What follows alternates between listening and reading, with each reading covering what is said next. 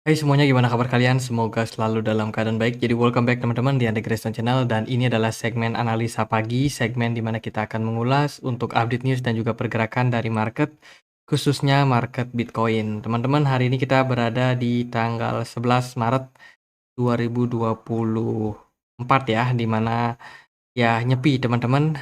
Saya sendiri nggak akan ada aktivitas lagi setelah syuting dan juga upload video ini. Jadi thank you banget buat teman-teman yang udah, nyimak ya.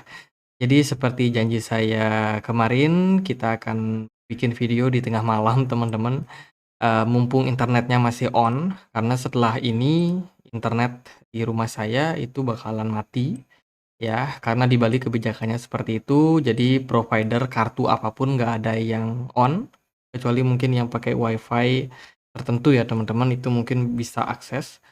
Tapi kalau saya pribadi ya prefer buat libur dulu nyepi ini.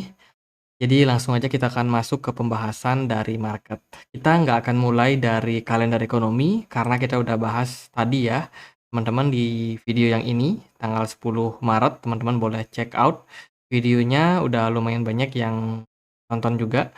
Di situ aku kasih review terkait dengan narasi-narasi penting untuk minggu depan untuk pergerakan dari market. Dan sekarang kita akan langsung lihat ada narasi apa untuk Bitcoin, dilihat dari sudut pandang market kriptonya, teman-teman.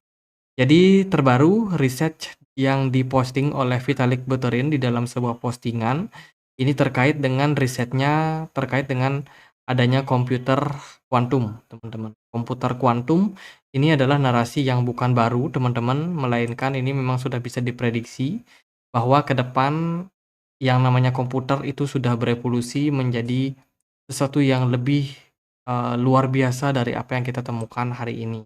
Komputer kuantum disinyalir bakalan match banget dengan dunia blockchain ke depannya, di mana sekarang kan ya apa-apa bisa dibilang masih sangat, apa ya, terbatas ya oleh teknologi yang ada. Namun di masa depan semua teknologi akan semakin canggih, semakin cepat, semakin efisien ya, dan komputer kuantum itu disinyalir akan menjadi salah satu narasi yang bisa saja memberikan perubahan terhadap, arah market, narasi-narasi pada market kripto ke depannya. Kita masih menunggu kira-kira kripto apa yang bakalan, mendapatkan sentimen terkait dengan, terciptanya komputer kuantum ke depannya. Jadi, ini adalah kurang lebih terjemahan daripada postingan dari Vitalik Buterin ya, founder dari Ethereum. Misalnya besok diumumkan bahwa komputer kuantum telah tersedia dan pelaku kejahatan sudah memiliki akses ke komputer tersebut dan menggunakan untuk mencuri dana pengguna. Mencegah skenario, seperti ini adalah tujuan dari kriptografi yang tahan terhadap kuantum ya, kejahatan-kejahatan yang ada dalam kuantum. Setelah, abstraksi akun ditetapkan, setiap pengguna dapat beralih menggunakan skema tanda tangan kuantum yang sesuai dengan jadwal mereka sendiri. Saya berpendapat bahwa sebenarnya kita sudah berada dalam posisi yang baik untuk melakukan upaya pemulihan yang cukup sederhana untuk menghadapi situasi seperti ini. Blockchain harus tetap mengalami hard fork dan juga pengguna harus mengunduh perangkat lunak dompet baru, namun hanya sedikit pengguna yang akan kehilangan dananya. Jadi dari postingan Vitalik Buterin ini, dia menyambut baik dengan adanya kemunculan, komputer kuantum ke depannya, dan teknologi dari blockchain sendiri ini sudah bakalan sangat match. Namun semakin canggih teknologi, semakin canggih juga kejahatan. Maka dari sini aku bisa, meraba-raba maksud daripada Vitalik Buterin ini berhubungan sekali sama yang namanya upgrade yang dilakukan Ethereum saat ini. Termasuk juga, narasi-narasi terkait dengan, token-token yang berhubungan sama keamanan ya, teman-teman. Security, itu bisa menjadi salah satu narasi yang bagus untuk kedepannya. Jadi ini riset yang sangat bagus, terkait dengan komputer kuantum yang di masa depan akan ada, teman-teman. Kemudian ini adalah, eee, sebuah apa ya, analisa terkait dengan Bitcoin miners, teman-teman. Ini aku coba buat translate. Penambang Bitcoin menghabiskan energi dengan kecepatan tinggi selama kenaikan kripto yang ada. Jelas ya, yang namanya Bitcoin itu sudah mengalami rally bahkan sejak 2023 awal kemarin.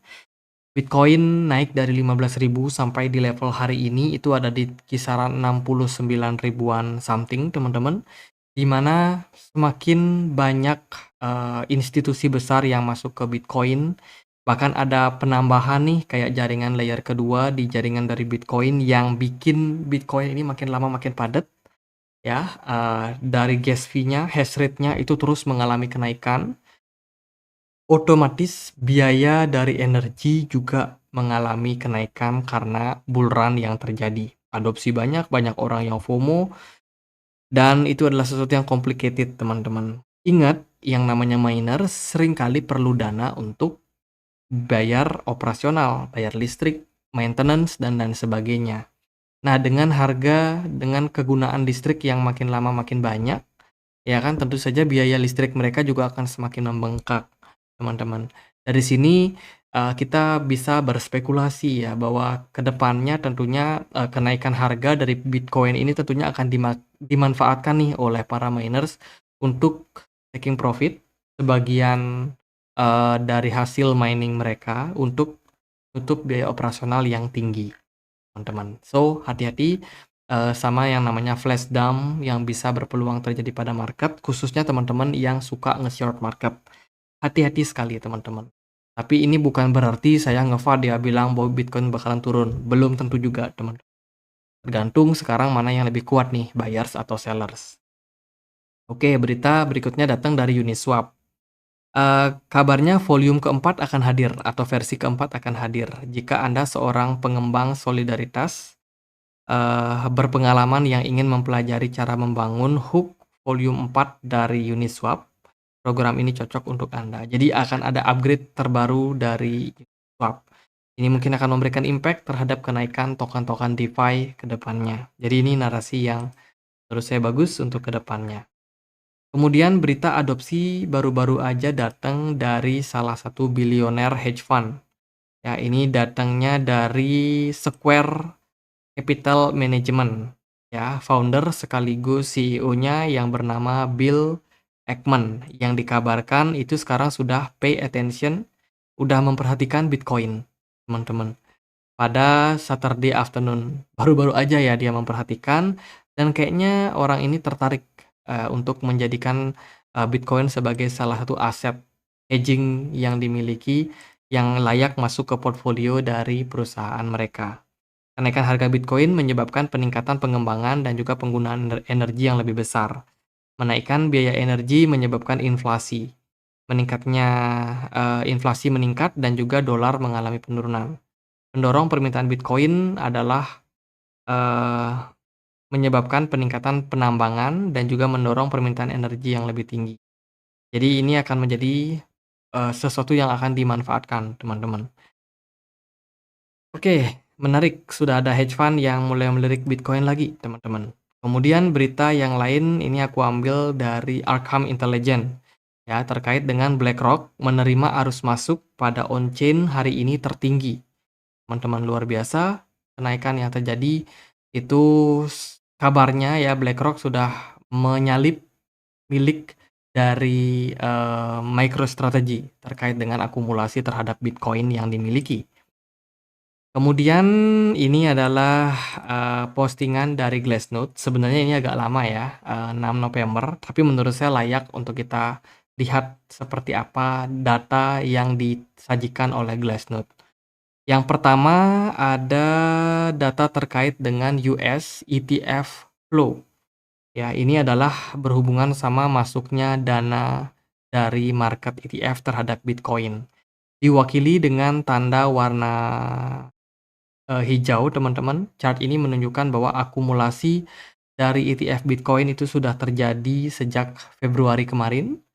Februari sampai sekarang akumulasinya terus mengalami kenaikan. Ada beberapa hedge fund yang melakukan akumulasi kayak Fidelity, BlackRock, ARK Invest, dan kawan-kawannya.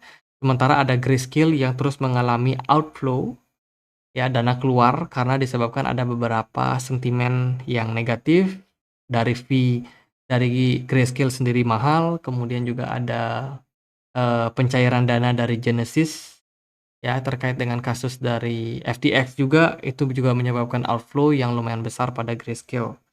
Kemudian, exchange flow itu juga mengalami kenaikan, teman-teman. Jangan salah, exchange flow ini mungkin berhubungan sama, masuknya dana-dana, dari exchange, teman-teman, retail ya, masuk ke market dari Bitcoin.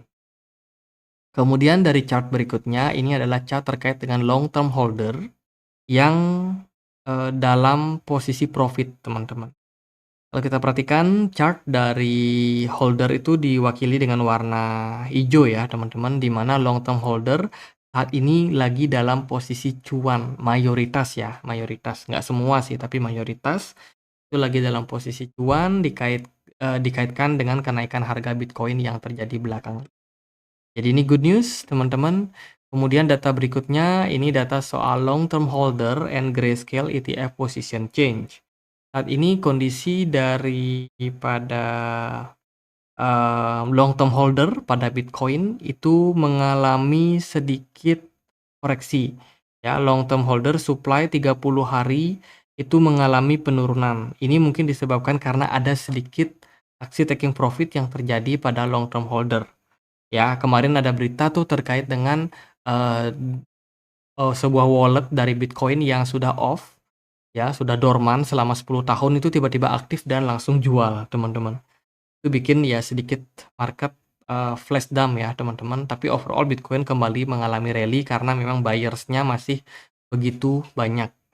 Selain itu dilihat dari data Grayscale juga aktif melakukan penjualan, teman-teman, cukup tinggi ketika kenaikan Bitcoin mengalami tren kenaikan. Oke, berikutnya ini adalah data yang menurut saya sangat-sangat penting. Data ini berhubungan sama MVRV.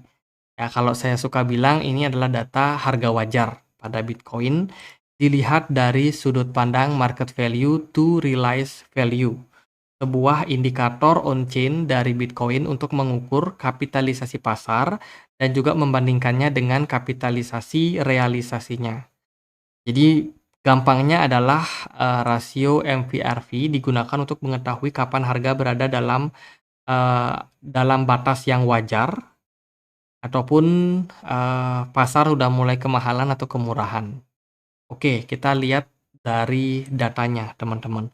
Saat ini kita berada di posisi sedikit di bawah dari garis MVRV ya, yang mana garis ini menunjukkan Bitcoin kalau dia mampu melampaui level tersebut, maka Bitcoin bisa kita bilang sudah over value, sudah kemahalan, teman-teman. Dan sekarang kita udah dekat di harga itu. Jadi bisa dibilang kita mendekati fase Bitcoin udah mau masuk ke fase mahal. Tapi sementara ini kita masih bilang Bitcoin masih under value. Tepat ketika Bitcoin berada di area 69 ribuan. Ya, under value yang dimaksud adalah under value melihat dari adopsi yang terjadi saat ini.